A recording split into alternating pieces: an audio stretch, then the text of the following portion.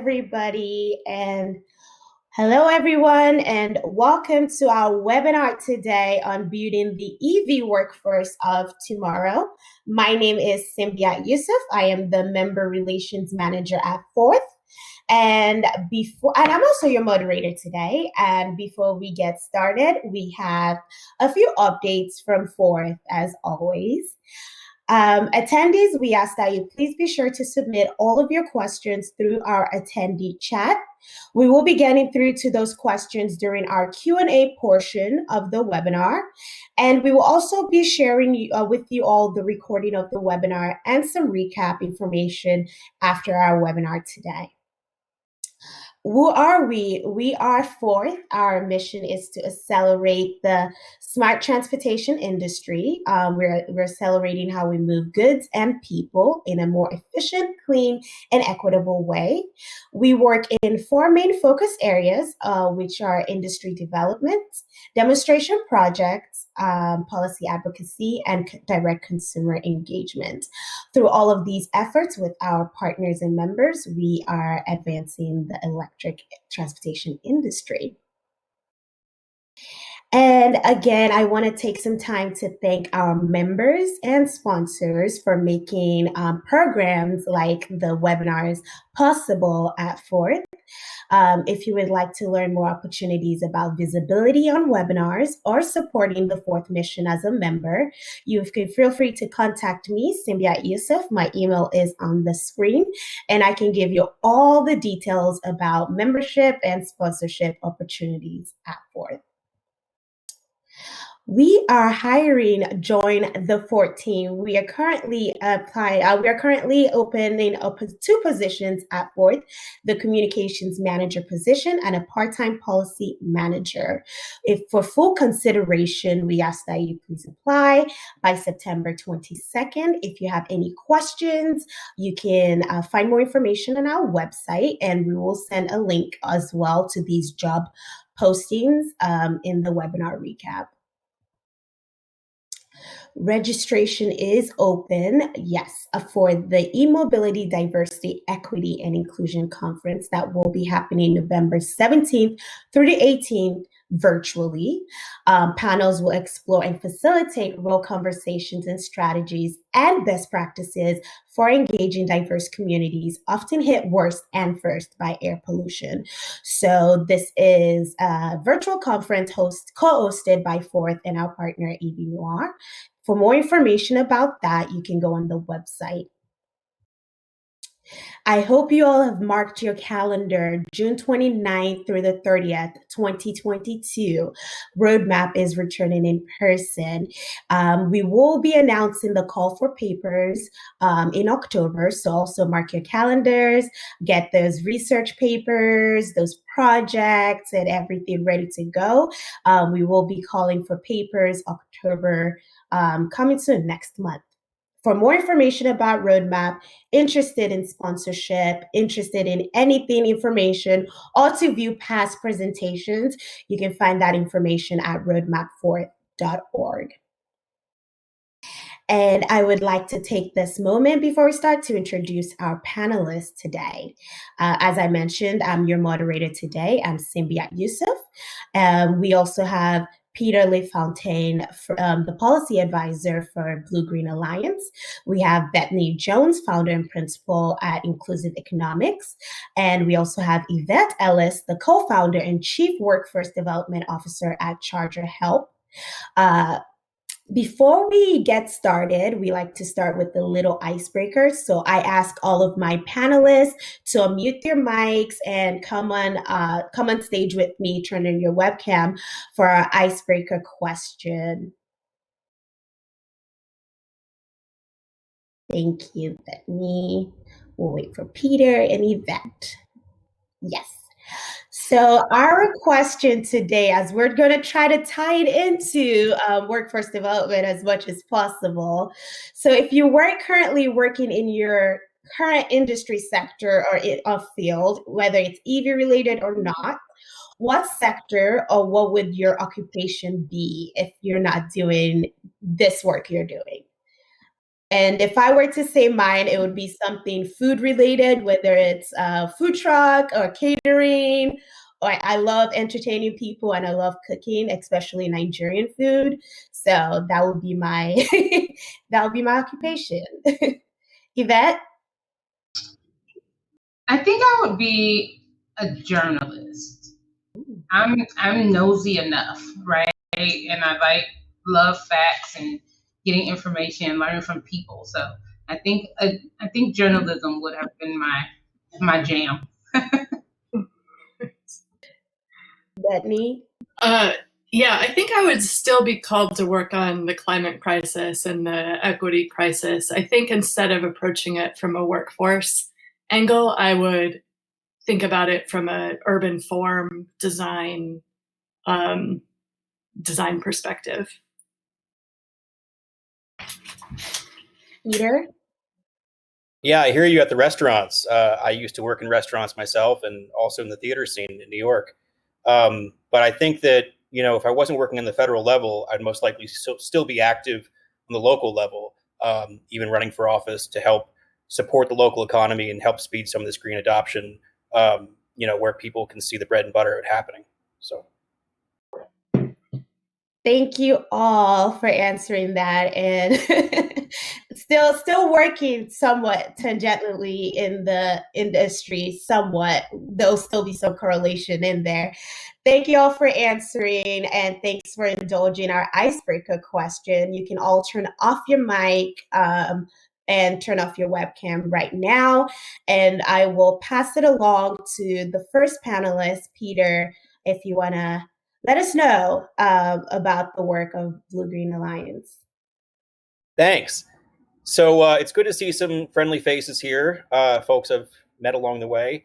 Hi, everybody. I'm Peter LaFountain. I'm a policy analyst on the transportation team here at the BlueGreen Alliance, and we are a coalition of national labor unions and environmental groups. I'm based in DC, as is the transportation team, but we do have activity across the country, both on the state house level, and then also a new field team that we launched at BGA. But we focus mainly here on the federal side. So the BlueGreen Alliance works to build a clean, thriving, and equitable economy for all. And as it comes to these recovery bills that we're looking at in Congress right now, we know that we need a recovery that's for America and by America.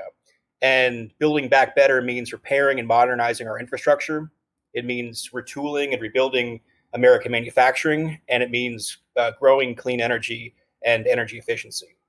So increased investment, as we're talking about here on this panel, in EV deployment, EV infrastructure, and EV manufacturing can deliver good family-supporting union jobs for workers. It can lift up struggling communities, and it can make our country more equitable, all while achieving our goals of cleaning up our air and water for future generations. And we know that from our polling, we know that creating American jobs through these kinds of investments is politically popular.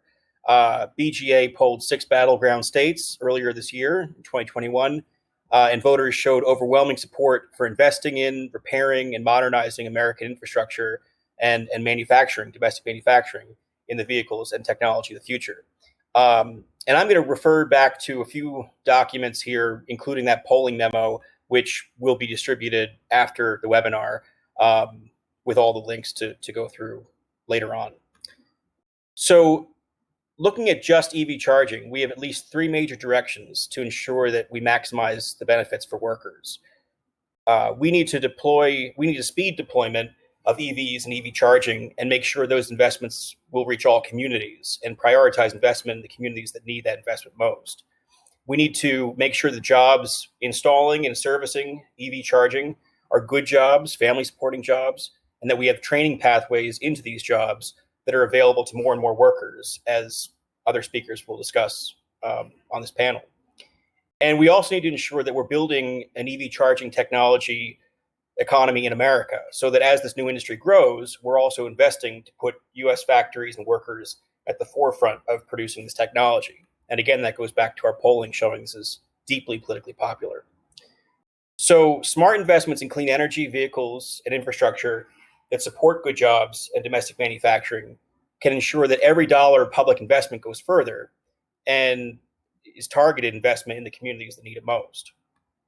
So in Washington right now, as you're probably seeing through some of the reporting, Congress is working through dual bills to help the implementation of EV charging through public funds and support as part of these infrastructure investments writ large. In the bipartisan framework that was debated over the summer and passed through the Senate, there is $7.5 billion allocated in eligible funding for alternative fuel charging stations along highway corridors, which includes EV eligibility. It's sort of a mix there. And of that $7.5 billion, it includes a new $5 billion state program for EV charging equipment specifically in what will be called the National Electric Vehicle Formula Program. So at BGA, we believe that the bipartisan bill was a good start, but it can't be the end of our public investments. So BGA is pushing Congress to be even bolder in its investment in clean energy and clean technology through the Build Back Better agenda for this administration.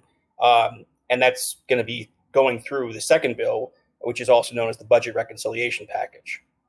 So this bill, also called the Build Back Better bill, includes an additional $13.5 billion devoted to EV charging through the Department of Energy. So through these programs, there'll be even more money put forward to this. And then on top of that will be additional tax credits for EV charging that we expect are going to be added to the bill through Ways and Means this week. So these public investments will provide capital to reach areas where the private sector currently is unlikely to reach on its own. And we encourage this funding because it will expand charging availability with an aim for both accessibility and growth of the overall EV charging sector. And as it pertains to this administration, these funds represent a significant commitment to spurring the EV charging industry across the country, including jobs connected to building and maintaining EV supply equipment here in the United States. So another document that I'll share to follow is a study coming out of Princeton that has found that progress in the fight against climate change doesn't need to come at the expense of working people. And if we put forward the right kind of policies to ensure that workers are paid fair wages, again, these are good family supporting jobs, that our nation can take steps to address these interconnected crises of climate change and income inequality. This Princeton study, which focused on wind and solar, but also, can be applied across the clean economy, shows how moving to higher wages and increasing domestic content creates only minimal increases in cost and doesn't meaningfully slow adoption of clean energy. And this is a message that others have been picking up recently as well. Indeed, this study found that increases in labor productivity in clean technology may actually offset any cost increases associated with high road labor policies and practices. So public policies like tax credits and workforce development funding can offset these policies and drive down the already minimal or marginal cost impacts further. And again, I will include a link to the Princeton study here afterwards. And I'm also going to include a third document, which is our interactive map that the BlueGreen Alliance has. And it's called Visualizing the Clean Economy. We have one for transit and we have one for autos. And you can toggle it and you can see exactly where EV charging equipment is manufactured in the United States. And it's kind of a nice sort of way to see where companies are that you may not realize where that footprint is. So in short, we at BGA believe that clean energy and clean vehicle jobs can't be a race to the bottom, as is sometimes portrayed in this decade by decade climate fight. But these must be good jobs that benefit workers and speed adoption of clean technology at the same time. Creating these jobs can be politically popular again and can be the way toward creating a sustainable EV workforce, including all aspects and components of EV supply equipment. So at this point, I'll pass over to Betony, and she can speak more specifically about the electric vehicle infrastructure training program and training standards more generally. Thank you so much, Peter. And as Peter mentioned, those 3 studies, we will be sending you all the link in the webinar recap.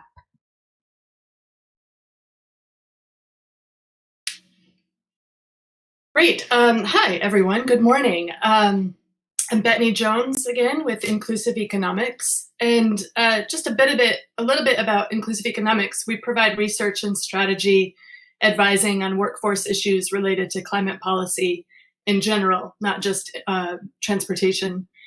So we work at the local level with a lot of cities and counties across the country. We work with state agencies, federal agencies, even a little bit internationally. Our fundamental belief is that we can address the climate crisis and create good quality union jobs that are accessible to people who have been excluded from good career track employment opportunities. But also, that doesn't just happen. That takes political will, it takes know-how, it takes partnerships, it takes changing the status quo. And that includes both looking at how to use our climate investments as an opportunity to support job quality, but also looking at how do we avoid this trend that as jobs get better, they get more exclusionary. That requires effort as well. So today I'm going to talk about the Electric Vehicle Infrastructure Training Program, which is an opportunity to thread that needle, to accelerate progress on climate change, create good quality, family-sustaining jobs, and make sure that they're inclusive and to a wider representation of workers. So why is EVITP needed? What I want to cover today is four things. One, safety. We need to make sure that this EV infrastructure is safe, that people feel as comfortable charging their vehicle as they do getting gas, so we can accelerate this transition to clean transportation. Two, good jobs. EVITP can improve and uphold job quality by expanding work for qualified electricians. Three, it provides a training opportunity, more opportunity, economic stimulus that can create a lot of jobs, thereby opening up more apprenticeship openings and making sure that those openings are available to more women, more workers of color, more people who've been excluded from that training and those careers to date. And then finally, it can accelerate this transition to clean energy and respond to the growing demand for workers who can install EV infrastructure. So I have a little bit of the quantified analysis of how many workers are going to be needed. So first, I think I froze. Oh, there we go. So first, to focus on the safety issue. This is dangerous. Electricity, we're very comfortable using it, but we're using it more and more, and it's actually dangerous. If the sites are not evaluated properly, if the panels are overloaded or circuits are overloaded, electric vehicle charging infrastructure can ignite. And there's some pictures here of garage fires that were not caused by the batteries in the vehicles, but by the installation of the charging equipment. So EVITP was really designed to avoid accident. Accidents can be prevented, accidents can be avoided. And if the workers installing the charging infrastructure have the right training and experience up front, this kind of thing shouldn't happen. This kind of thing needs to be avoided because it affects consumer confidence. It's hazardous, it's dangerous for firefighters, it's dangerous for homeowners, it's dangerous for the public, for workers, and it increases the liability and risk associated with this. So we need to avoid this kind of thing happening if we're going to really accelerate this transition. And workforce development and training is really important to ensuring safety. So quickly, how does EVITP as a certification ensure safety? It's really the fundamental design of it is that it's an upskilling credential for qualified electricians. So electricians typically, if they're going through apprenticeship, that's typically a 5-year full-time program, roughly equivalent to about 8,000 hours of on-the-job training. Once you've had 8,000 hours of on-the-job training, learning how to be an electrician, then just 20 hours focusing on the formulas and equations necessary for electric vehicle charging infrastructure is sufficient to make sure that those installers have the qualifications necessary to make sure that that equipment is installed safely. But it's premised on this broad occupational training for electricians. And then this 20-hour training with the certification is sufficient. The 20 hours covers things that electricians don't typically use in their day-to-day life. There's formulas, there's equations, there's site evaluation, technical requirements. They learn, level 2, level 3, inductive charging, all the different technologies that are used in different applications. This was developed by probably a little over 10 years ago by a really diverse group of partners, many of whom, when I was looking at the logos of Forth's members and advisors, there's a lot of overlap. So a lot of EV manufacturers, utilities, universities, community colleges, unions, electrical contractors. The industry partners really came together and thought, what is this industry going to look like? What is going to be needed in terms of credentialing and training to make sure that the workforce is qualified? And since then, it's been adopted by cities, by ports. The entire state of California requires Evitp certification for any publicly funded charging infrastructure. President Biden on numerous occasions has indicated that Evitp will be a requirement for federal infrastructure funding. And most of that is, to ensure safety, to reduce risk, to reduce liability, etc. So it's getting to be pretty widely adopted. It's definitely the industry standard in terms of a training certification. Let's see. So the other reason that I had suggested in the beginning that Evitp is important is that it creates good quality jobs. Electricians, it's a specialty trade. They earn more than the basic trades like laborers or even carpenters. And it's a profession, it's a career where the skills can be applied to a lot of different needs, building out the clean energy economy. You're not just training for one particular technology like solar installation or EV charging infrastructure installation. You're training across all of those technologies. And so that provides workers who go through the electrical apprenticeship or professional electrician training to be sort of assured that they're of a stable career, that they'll be able to find work both in the clean energy economy and beyond to maintain a stable livelihood. And so the job quality piece, that this is an upskilling credential for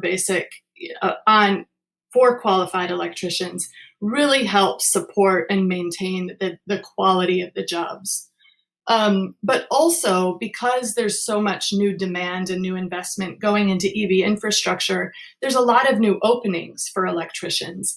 And when there's new openings for electricians, efforts can be made to bring in people who are underrepresented in the specialty trades. One of the partnerships that IBEW has that I think is really effective is with Second Call, who works with formerly incarcerated workers to get them through the electrical apprenticeship training to become journeyman electricians.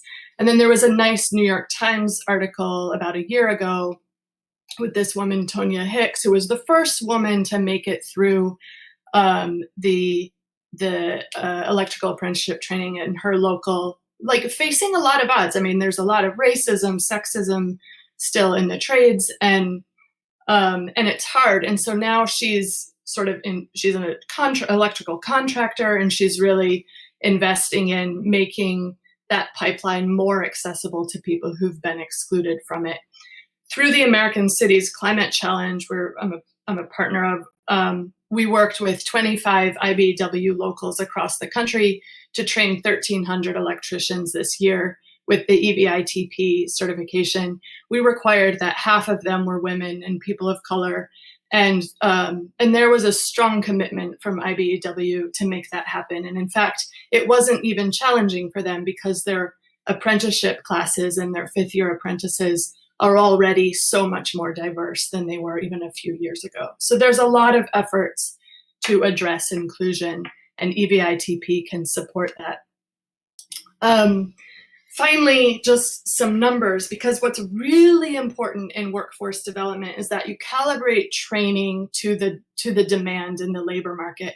What we really don't want to do, what works against job quality and against equity, is to train more people than there are jobs for. It's demoralizing. You need, if you're going to invest your time and energy and sometimes money in training, you need to see a return on that investment. And so getting a handle on how many electricians are going to be needed is really important, so that we don't go overtrain people for EV infrastructure when the jobs aren't there to support it. So California has estimated that it needs roughly 1.25 million charging stations by 2030. So within the next 8 years, we need to build over 1 million. And this is going to require about 2,600 electrical workers. So we don't want to go start new training programs everywhere in the state. We want to make sure that more diverse workers can access apprenticeship and that we can meet that need for electrical workers. But we don't want to go train 25,000. We want to train, a few thousand to make sure that we can meet the demand. But if we go and train 10 times more than we have, then those workers are not going to see a return on that investment, that training investment. And there's work beyond the work for electricians with EV infrastructure. There's work for general laborers, there's trenching, there's other sorts of work that needs to take place. So it's not all electrical work, but it is about 40-45% work for electricians or electrical trainees. So finally, to ensure job quality, it's really important that the standard, the Evitp certification, is linked to investments. When we require Evitp, then that creates the demand for more training. When it's not required, then nobody's going to see a return on that investment, and the system doesn't work. So when Evitp is required, the workforce education and training system knows what to train for. So the requirement is really important, and then expanding the training offerings so that more people can access them is also important. So calibrating that is critical. These jobs can be good quality family sustaining jobs, and they can be inclusive, but we don't want to overpromise, and getting there is going to require commitment and work. Thank you. Thank you so much, Betony. We see all the questions coming in. Don't worry, we'll have time during the Q&A to answer some of those questions. Please keep them coming. And in an effort for time's sake, I will pass it along to our third and final speaker for today, Yvette.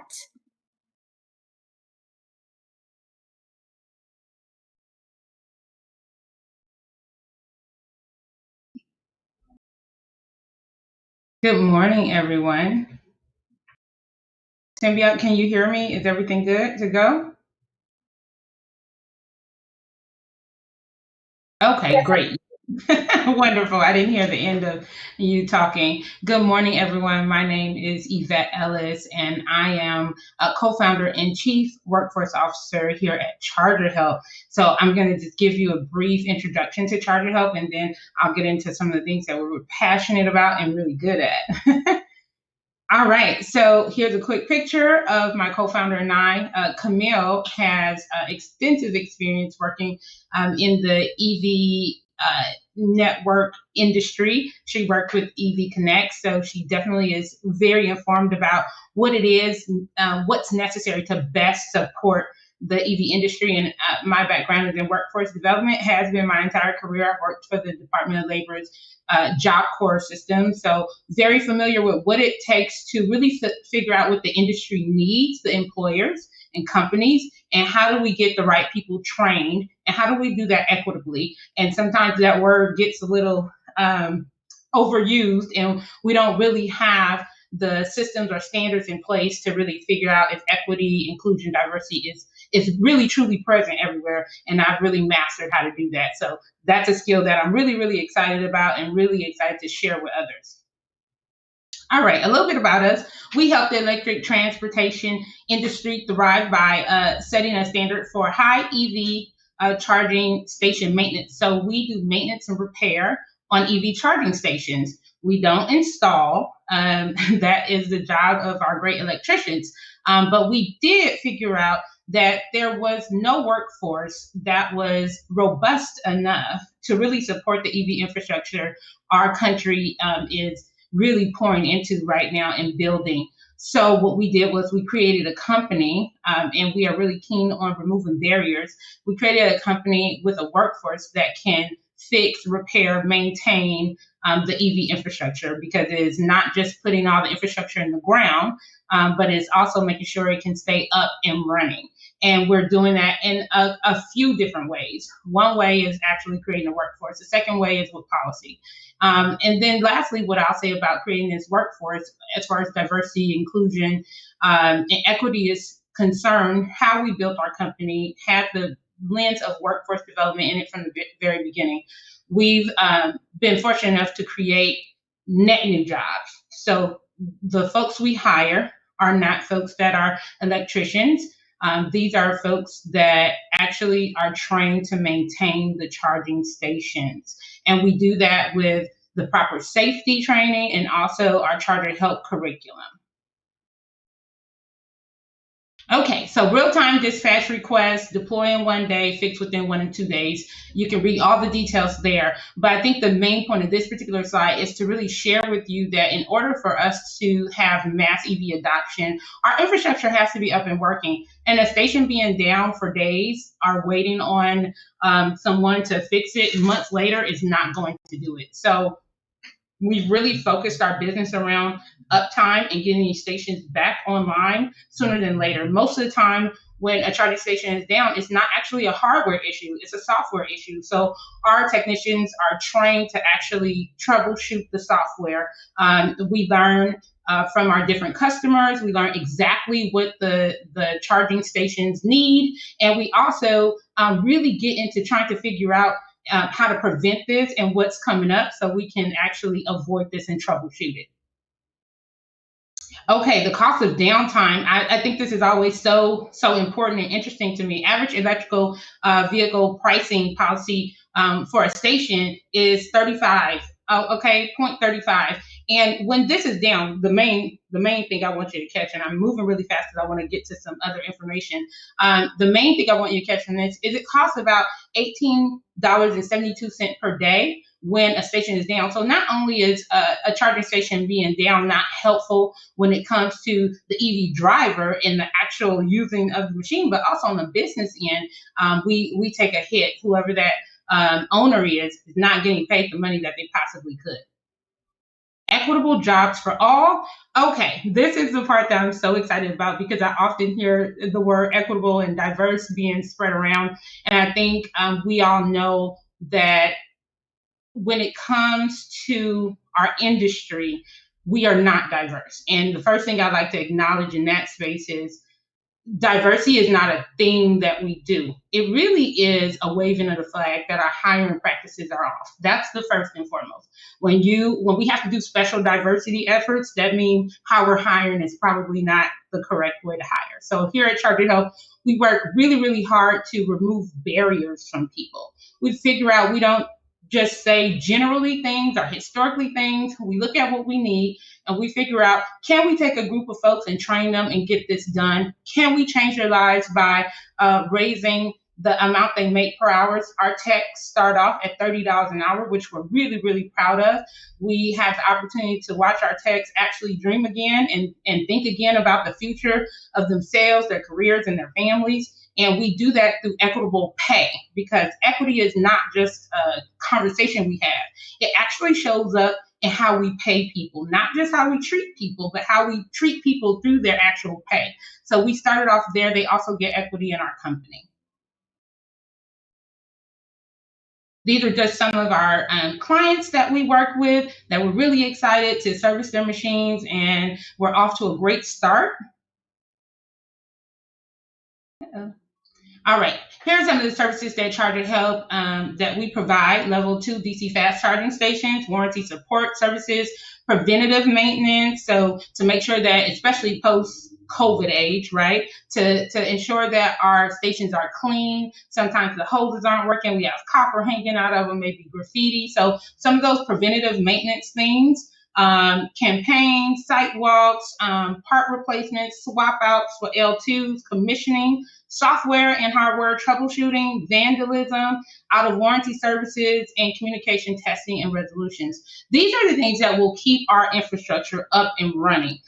Once we put all of the charging stations in the ground, if we really want this to pay off the way we imagine and really get the benefits of us being all electric, we're going to have to make sure this works. And if our public, if our country figures out that this is not as true as we claim it to be, we're going to really, really have a problem. The only way we can do this is by increasing the workforce to make sure that this infrastructure is up and running. We do that by creating multiple paths, not just one pathway to become a technician, to become anyone that works in this ecosystem. And so that is the thing that we really, really, really like to push, is that there are multiple paths. It is a lot of money being poured into this infrastructure. And we are just really, really hoping that we can encourage people to see that there should be multiple ways for people to actually get in this industry, move in this industry, grow in this industry, and make money in this industry. Okay, we want to inspire other companies to do better business. Diversity is key, and folks are undervalued, underpaid, and left behind. Particularly, I'm adding this in here, particularly communities of color and women. ChargerHelp represents the way companies should be run. We shouldn't be the lone wolf. So we are not happy being the only ones to create this pathway. We are excited to hear about other companies that are doing the same. But here at ChargerHelp, we are dead set on removing barriers so people can find good jobs. So as far as workforce development is concerned, which is my area, there's a few things that we do to ensure this. We secure the work. As we get contracts, we hire people. We don't overpromise, and we hire the best talent. And how we can ensure that we have a diverse, inclusive economy is we remove barriers that will allow people to compete, apply, and compete. Secondly, we train and hire local talent. We work directly with workforce development centers, programs, agencies to ensure that everyone has an opportunity to compete. So we work with any program that has a team of folks helping people find jobs. We provide the training, OSHA 10, NFPA 70E in the ChargerHelp training, which was certified and approved by the U.S. Department of Labor. So we have an ONET code.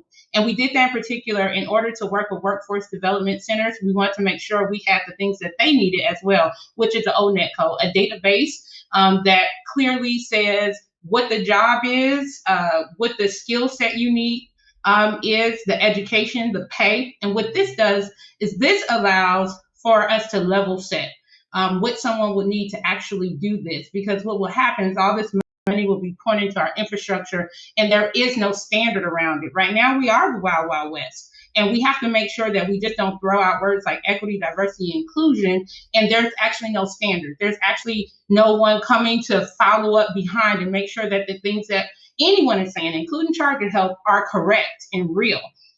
We offer stackable certifications, like I mentioned, and we utilize technology to keep our technicians up to date. So ongoing training, up training, cross training, we use technology because that is the way of the world.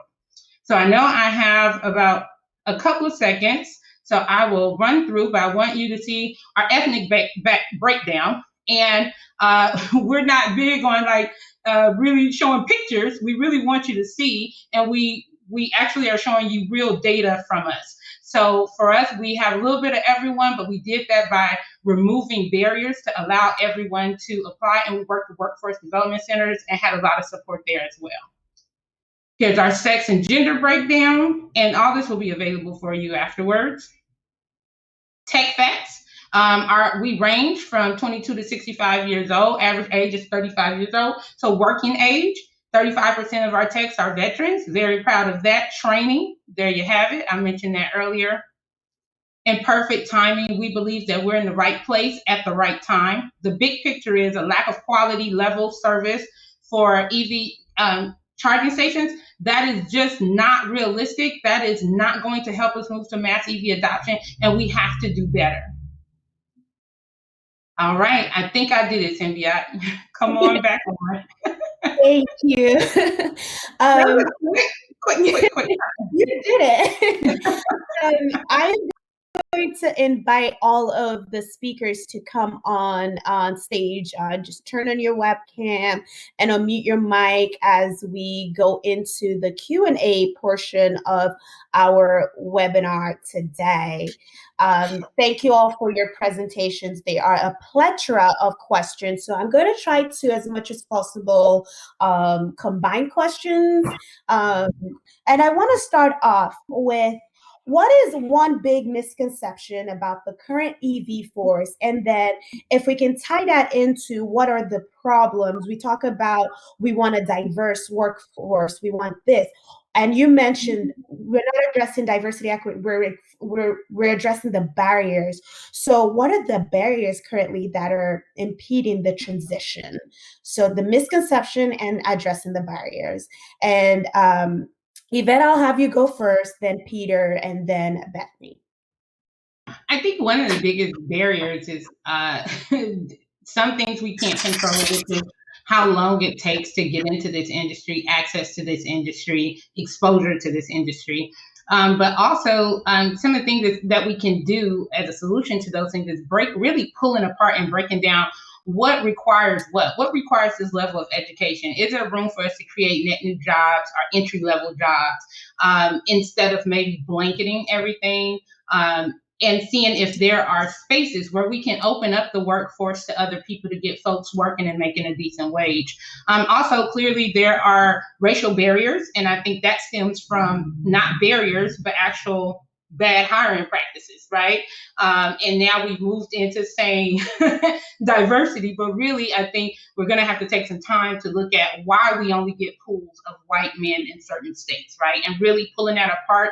And not in an attacking way, but a way that we can really figure out what is the barrier. And that is something that individually that organizations and companies will have to do. But lastly, we need to standardize what that looks like, right? It shouldn't be one particular organization being able to say, this is the way to do this industry.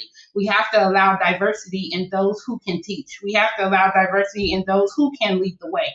And I think it starts there. So I think the barrier, clearly, we have a racial barrier. But I think the solution to that is acknowledging that it's not just one way. And maybe the old way is one of the ways. But there are really new, innovative ways that we can get people up and working and being paid well. Thank you. Peter, anything to add? Yeah, addressing the misconception point, I think also gets to the very first question here about wicked, sticky problems here, and also about the workforce in general. I think the misconception of the narrative has been for a long time that EVs only exist for wealthy people and to serve wealthy people. And on the contrary, we think that, EV infrastructure and EVs themselves can be accessible to people at different price points and can serve people in suburban, urban, and rural communities, and will extend across transit and other vehicles, medium, heavy duty, as well as personal cars. So I think that seeing that larger vision is something that is important. We all, continue to talk about, because we still have this misconception floating out there that it's only, people that make a certain amount of money who can afford it. And I think if we can talk about it as serving all Americans, then we get to a point where we're not just talking about disruption. We're talking about, how we build these jobs going into the future of the clean economy. I am going to reiterate a lot of what Yvette said. I think we can't just snap our fingers and diversify this workforce. There's reasons that this workforce, especially the electrical workforce, licensed electricians, is not more diverse. And those reasons are not just because they're not recruiting. It's really entrenched structural racism that is going to require a lot of effort to overcome. It's not just a matter of we need to remove barriers for individuals, but it's not just a matter of removing barriers for individuals. Like the culture in these training organizations needs to change, needs to become more welcoming, more inclusionary. And that will happen as the numbers of women and BIPOC workers increase, but it's not going to happen just automatically or organically. And I think one of the ways that you get to that cultural shift is through partnerships. So partnerships to help individuals access formal apprenticeship programs, partnerships that help employers connect with workforce training providers directly if you're not going through an apprenticeship program. But partnerships are essential to make the workforce ecosystem work. Like Yvette said, nobody can do it alone. It's not just one organization that can come in and solve all of these problems. It's going to take commitment. It's going to take investment. It's going to take using all the levers. If there's funding, tie it to conditions that address job quality, job access, and inclusion. But it's going to take commitment at every level. And that kind of ties into my next question, because now we're addressing the barrier to enter the workforce. And there was a question about how do we ensure that these trade workers receive support once they're in the trade. So we're not talking about the barriers of entry. We're talking about retention, making sure that people are happy, people want to be in this position 5 years, 10 years from now, and we want to see them succeed in the future. And Peter, you can go first, Betony and Yvette.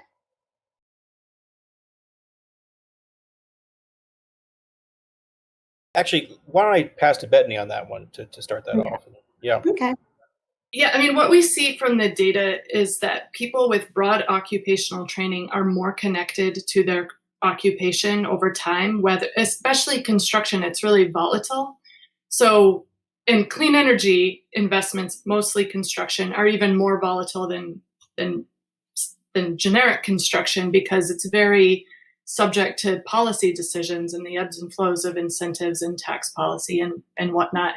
So when you have a volatile industry, broad occupational training can help workers weather those fluctuations. And that's really important in construction, which is inherently gig work. You move from one project to another. So when you have the broad occupational training, that's why I like the emphasis of being a qualified electrician and then getting the Evitp training, then you can weather those fluctuations. And that's a form of supporting workers. And then, like I just said, that there is a need to shift the culture in workplaces, in apprenticeship programs across this industry to reconcile the historic tensions that are very real and unwelcoming to people who are underrepresented, which include both many, workers of color and also women.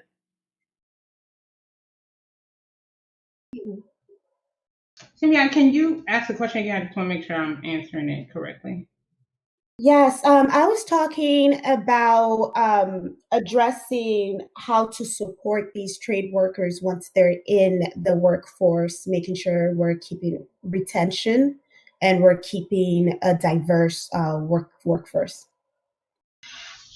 I think the biggest thing is not glorifying or supporting organizations, programs that don't do what we want it to do. And if we want it to be diverse, not being okay with eventually, right? Like it is money we can't say this in 5 years. The money is being distributed now. The opportunity to become a part of this and change your trajectory for lives in our workforce is now. So I think we can't be just okay with trying. These are things that can change immediately. And if there's been a history of a lack of retention from a certain group of people, whether it's women or people of color, that should be called out. And we have to really look at it. Takes a lot of working parts to really make a company or our organization or agency go, right? So as ChargerHelp, as much as we really, really want to make money in this business, but our heart is workforce development, how people are treated, equity, inclusion, all that good stuff. So when we find that we are working with someone that hands down does not do that and are could mistreat our technicians, it is up to the leadership to say that is not acceptable. It is not something that's going to happen via osmosis, right? I have to say, as the leader of my company, that behavior is not acceptable to my technicians, right? When we get a pool of candidates and they're all white men, it is my decision to call back that recruiting agency or whoever and say, we got to try again. This is not good enough, right? So I think we have to really own the spaces that we walk in, which is as CEOs and leaders of programs. We have to own it and decide what is acceptable and not just kind of wait for it to happen.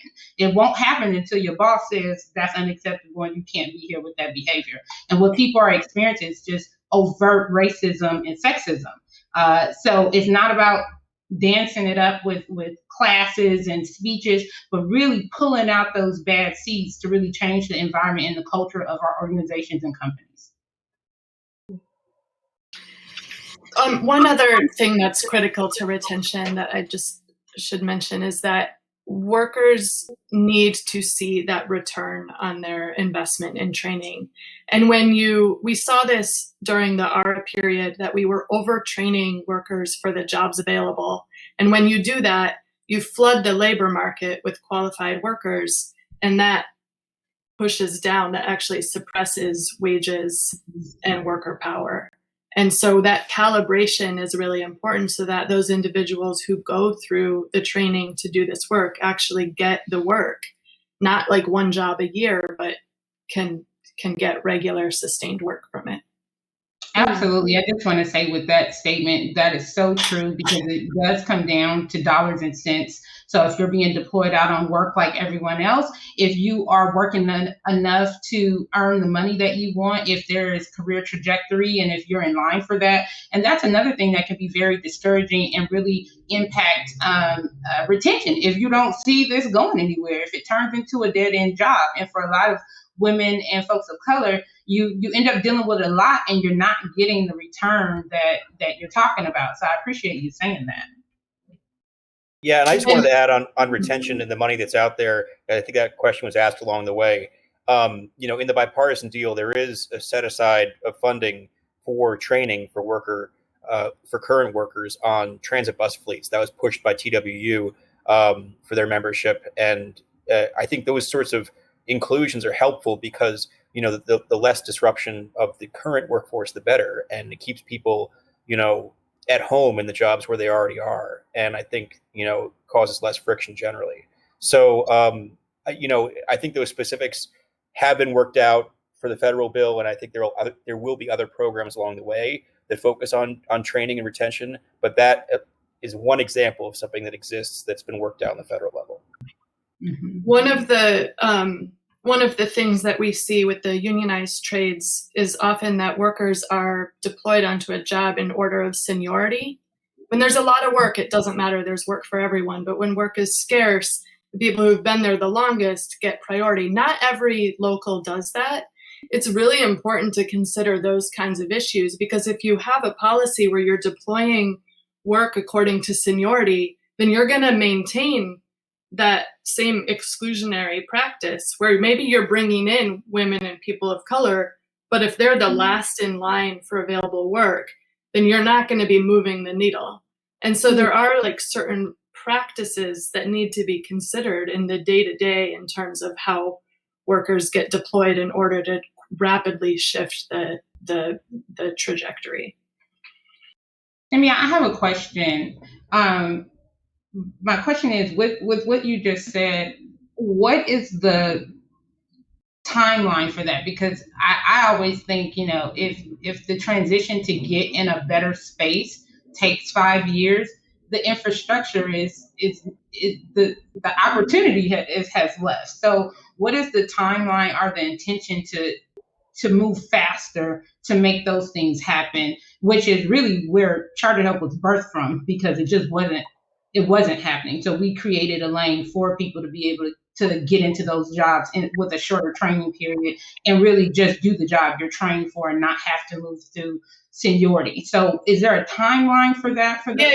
So So speaking of the unionized electrical trades, the apprenticeship program is typically 5 years. They have openings once a year where they're recruiting. And the recruitment, how many openings there are, is based on the work. How much work is there to support those workers on the other side of the training? So if you have an EVITP standard, for example, or a licensed electrician standard on public investments, then the IBEW can look ahead and say, okay, we forecast this much work that we can guarantee jobs for on the other side of this training. So we're going to have 100 apprenticeship openings this year rather than 50. So that's pretty immediate. If you can get the pipeline and get people in when they open the apprenticeship trainings, then you're rapidly diversifying the apprenticeship class. With EVITP in California, they require 2 apprentices per crew. So it's like a 1-to-1 apprentice to journey ratio.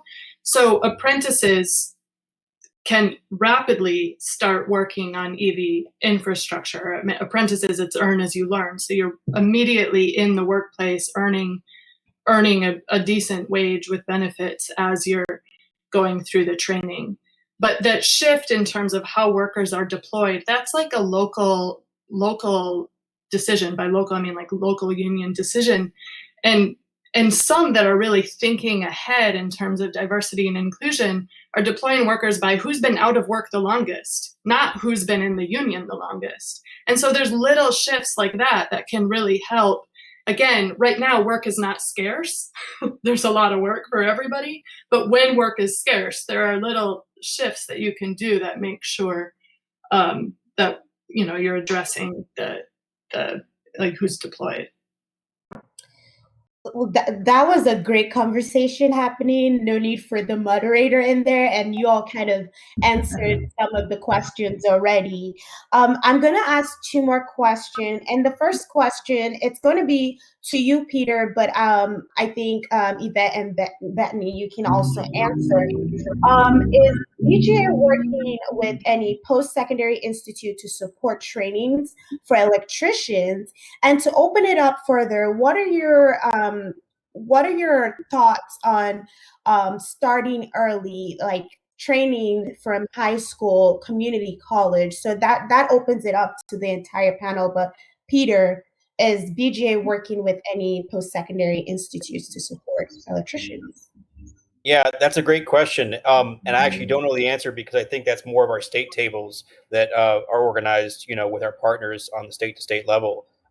They have a lot of interaction with these local institutions, but I'm not sure about the specifics through their partners. So, yeah. Yvette, Betony, about let's start early. Let's start the training early. Yeah, I mean, recruiting people, construction's not a sexy career. Even parents who work in construction don't want it for their kids. Most of the work to build out the clean energy infrastructure we need to address the climate crisis is in the construction industry. So can climate jobs be a good recruitment strategy to recruit more people into construction? But also, can construction be seen as a career that you have with pride, that your parents are proud of their kids, that it's professionalized, that it can support a person to buy a house and support their family and send their kids to college? If construction remains kind of low road, low wage, underground economy, then that's going to be hard to recruit people. But if it's professionalized with these career tracks that lead to upward mobility, it's going to be easier to recruit people. So can we use all this demand to build out the infrastructure we need to decarbonize to help shift that brand problem or that problem in the construction industry and recruit the workers we need? I think early exposure. I don't know if recruitment. I think, especially when you're talking about high school and college, I think that's a very exploratory age. So I think exposure is always good. Again, I think that's an equity issue, even the lack of exposure and access in some communities. Also, I I think if we really focus on removing barriers, we don't have to start when a kid is in the 11th grade, because it's not like they have to start working at a good job in the 11th grade, right? And so that's in essence what we're saying. You need to start in high school if you want to know and be in this industry. I don't necessarily think that is true. And I don't think that's true for a lot of Americans. I think a lot of students get to go to college, explore, or finish high school, explore, and go into a field. I think, again, we run into a diversity, equity, and inclusion issue that when we start talking about recruiting and all that good stuff so early on to kind of combat that. And I think if we work on making our workplaces equitable, then it's less of a chance that a kid has to start so early to even consider this.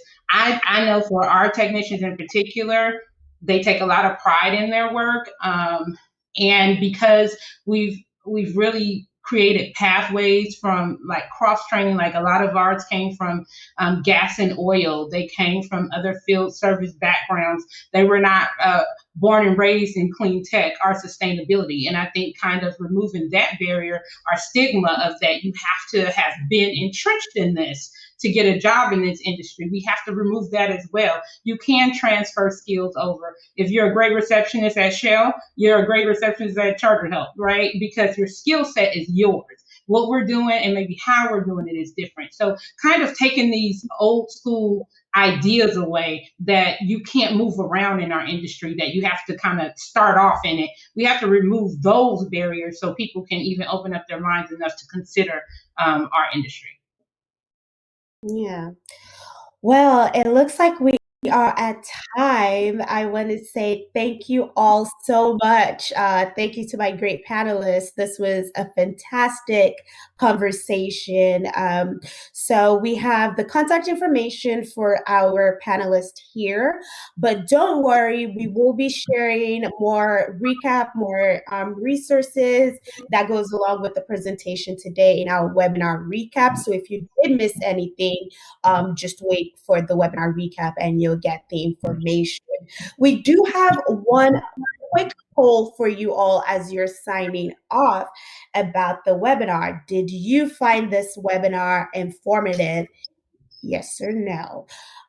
So a big appreciation to Betony, Peter, and Yvette. Thank you so much to my colleague Crystal in the background helping us run the poll and helping us go back and forth. We want to thank you all for joining us, and we hope that next week, in 2 weeks, not next week, on Tuesday, September 28th at 10 a.m. Pacific time, you join the conversation with Kelly Stevens, Fort's Senior Manager of Strategic Communications and Partnerships, and Wayne Killian, Senior Advisor at the Department of Energy's Loan Program Office, to discuss DOE financing opportunities and insights into developing a strong proposal. So we hope you can join us for that.